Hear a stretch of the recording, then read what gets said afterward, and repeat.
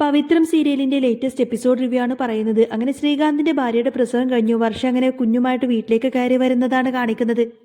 മുത്തശ്ശി വീട്ടുകാരെല്ലാവരും തരുന്ന താലിത്തട്ടമെടുത്ത് വളരെയധികം സന്തോഷത്തോടു കൂടി ആയിരിക്കട്ടെ വർഷയും കുഞ്ഞിനെയും വീട്ടിലേക്ക് വരവേൽക്കുന്നത്. ഇതേ സമയത്തിനെ കാണിക്കുന്നത് വിക്രത്തിനായിരിക്കും. വിക്രം വേദയും തമ്മിൽ ഭയങ്കര വഴക്കായിരിക്കും.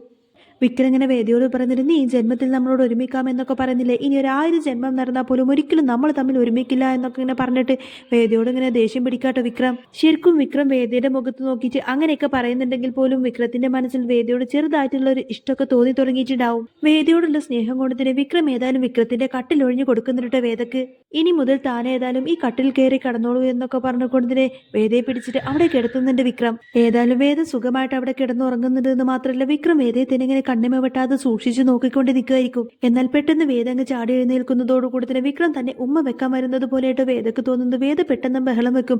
അതെ, നിങ്ങൾ എന്താ കാണിച്ചത്, നിങ്ങൾ എന്നോട് എന്താ കാണിച്ചത് എന്നൊക്കെ ചോദിച്ചുകൊണ്ട് വേദ അങ്ങ് ബഹളം വെക്കുന്ന സമയത്തിന് വിക്രം പറയുന്നുണ്ട്, അയ്യോ ഞാനൊന്നും കാണിച്ചിട്ടില്ല, നീ ഉറങ്ങിയൊന്നും ഞാൻ നോക്കിയതാണെന്ന് പറയുന്ന സമയത്തിന് വേദ പറയുന്നത്, അതൊന്നല്ല, നിങ്ങൾ ശരിക്കും എന്നെ ഉമ്മ വെക്കാൻ വന്നതല്ലേ എന്നൊക്കെ ചോദിച്ചുകൊണ്ട് തന്നെ അയ്യടി നിന്നെ അങ്ങ് ഉമ്മ വെച്ചേച്ചാലും മതി എന്നൊക്കെ പറഞ്ഞ് വിക്രമും വിട്ടുകൊടുക്കുന്നില്ല.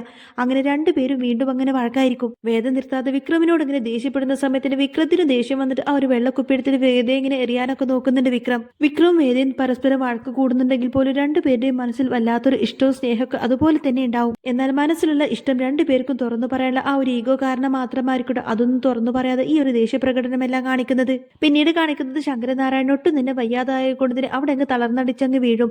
അതോടുകൂടി തന്നെ വീട്ടുകാരെല്ലാവരും ചേർന്നിട്ട് നേരെ ശങ്കരനാരായണനെ ഹോസ്പിറ്റലിലേക്ക് എത്തിക്കുന്നുണ്ട്. ശങ്കരനാരായണൻ ഒട്ടും വയ്യാത്തത് കൊണ്ട് തന്നെ ഹോസ്പിറ്റലിൽ അഡ്മിറ്റ് ചെയ്തിട്ടുണ്ടാവും. എന്നിട്ട് ഒട്ടും വയ്യ എന്ന കാര്യമെല്ലാം തന്നെ ശ്രീകാന്ത് വിളിച്ചിട്ട് വേദയെ അറിയിക്കും. എന്നാൽ ശ്രീകാന്ത് ഈ ഒരു കാര്യം പറയുന്നതോടുകൂടി വേദയെ ഇനി തിരിച്ചു വീട്ടിലേക്ക് തന്നെ കൂട്ടിക്കൊണ്ടുവരാൻ വേണ്ടിയിട്ട് വെറും ഒരു അടവാണ് എന്നായിരിക്കട്ടെ വേദ ചിന്തിക്കുന്നത്.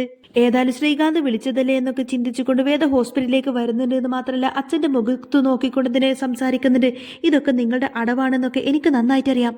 എന്നെ എങ്ങനെയെങ്കിലും തിരിച്ച് വീട്ടിലേക്ക് എന്നെ കൊണ്ടുവരാൻ വേണ്ടിയിട്ട് നിങ്ങൾ എല്ലാവരും ചേർന്ന് നടത്തുന്ന നാടകമാണ് എന്ന കാര്യമൊക്കെ എനിക്ക് നന്നായിട്ട് അറിയാം. എന്നെയും വിക്രമിനെയും എന്നേക്കുമായിട്ട് പിരിക്കാൻ വേണ്ടിയിട്ടാണ് അച്ഛൻ ഇങ്ങനെ ഒരു നാടകം കളിക്കുന്നത് എങ്കിൽ അതൊരിക്കലും നടക്കാൻ പോകുന്നില്ല എന്നൊക്കെ പറഞ്ഞു കൊടുക്കുന്നുണ്ട് വേദ ഇത്രയും പറഞ്ഞിട്ട് അച്ഛനെ കണ്ടിട്ട് അവിടെ നിന്നങ്ങ് പോകുന്നുണ്ടെങ്കിൽ പോലും ഇത് സത്യമാണെന്നുള്ള കാര്യം വേദക്കറിയില്ല. വേദയുടെ വാക്കെല്ലാം കേൾക്കുന്ന സമയത്തിന് ശങ്കരനാരായണൻ അതൊട്ടും തന്നെ സഹിക്കാൻ കഴിയുന്നില്ല എന്ന് മാത്രമല്ല സങ്കടപ്പെട്ട് ഇങ്ങനെ പൊട്ടി പൊട്ടി കരയാണ്.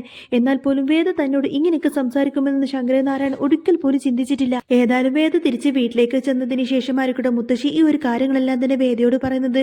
ശങ്കരനാരായണൻ ശരിക്കും വയ്യാഞ്ഞിട്ട് തന്നെയാണ് ഹോസ്പിറ്റലിൽ അഡ്മിറ്റ് ആയത് എന്ന കാര്യങ്ങളൊക്കെ വേദ അറിയുന്നുണ്ട്.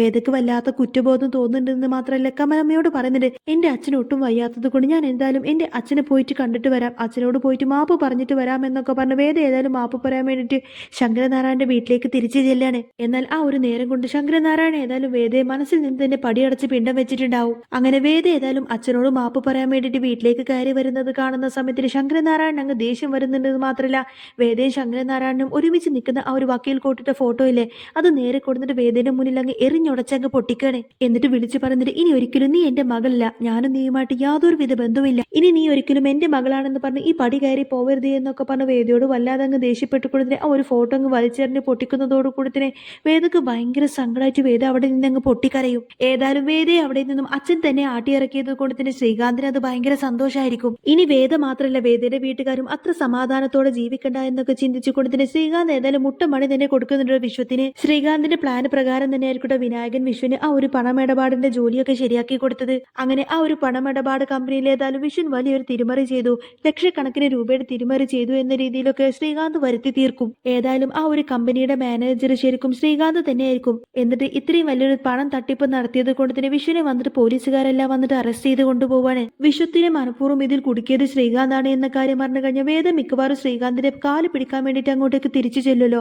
അങ്ങനെ ഒരു പണി കൊടുക്കാൻ വേണ്ടി തന്നെ ആയിരിക്കട്ടെ മനഃപൂർവ്വം ഇങ്ങനെ ഒരു പണി ശ്രീകാന്ത് ഒപ്പിച്ചു വെച്ചേക്കുന്നത്. ശ്രീകാന്ത് വിശ്വനെ മനഃപൂർവ്വം ഈ ഒരു കള്ളക്കേസിൽ കുടുക്കിയതിന്റെ പേരിൽ വേദയോട് ആ വീട്ടിലെല്ലാവർക്കും വിക്രമിന്റെ വീട്ടിലെല്ലാവർക്കും വേദയോട് വെറുപ്പായിരിക്കും. അങ്ങനെ എല്ലാവരും തന്നെ വെറുക്കുന്ന സമയത്ത് തന്നെ വേദ ഏതാനും തിരിച്ച് വീട്ടിലേക്ക് വരും എന്നൊക്കെ ചിന്തിച്ചുകൊണ്ടായിരിക്കട്ടെ ശ്രീകാന്ത് ഇങ്ങനെ ഒരു പണി ഒപ്പിച്ചു വെച്ചതും. എന്നാൽ ഇതിനിടയിൽ നടന്ന കള്ളത്തരങ്ങളെല്ലാം തന്നെ വേദ തെളിയിക്കാൻ ശ്രമിക്കുന്നുണ്ട്. കാരണം വിശ്വൻ ഒരിക്കലും അങ്ങനെ അത്ര വലിയൊരു കള്ളത്തരം ചെയ്യില്ല എന്ന കാര്യം വേദക്ക് നന്നായിട്ട് അറിയാം. ഇതിനെല്ലാം തന്നെ ഒത്താശ ചെയ്തു കൊടുത്തത് വിനായകനാണ് എന്നും കണ്ടുപിടിക്കുന്നുണ്ട്. വിശ്വനെ ഈ ഒരു കേസിൽ കള്ളക്കേസിൽ കൊടുക്കുന്നതോടുകൂടെ തന്നെ വേദ എന്നേക്കുമായിട്ട് തന്റെ വീട്ടിലേക്ക് വീട്ടിലേക്ക് തിരിച്ചു വരും. വിക്രമും വേദയും പിരിയണമെങ്കിൽ ഇങ്ങനെ ഒരു കാര്യം നടന്നേ പറ്റൂ എന്നൊക്കെ ശ്രീകാന്ത് പറഞ്ഞതനുസരിച്ച് കൊണ്ട് തന്നെയായിരിക്കും വിനായകൻ ഇങ്ങനെയൊക്കെ ഒപ്പിച്ചു വെച്ചത്. ഏതായാലും വേദ സത്യമെല്ലാം കണ്ടെത്തുന്നുണ്ടെന്ന് മാത്രമല്ല ശ്രീകാന്തിന്റെ എല്ലാവിധ പ്ലാനും പൊളിച്ചടിക്കങ്ങ് കയ്യിൽ കൊടുക്കുന്ന ഒരു അടിപൊളി സൂപ്പർ എപ്പിസോഡൊക്കെ ഉണ്ടാ വരാൻ പോകുന്നത്.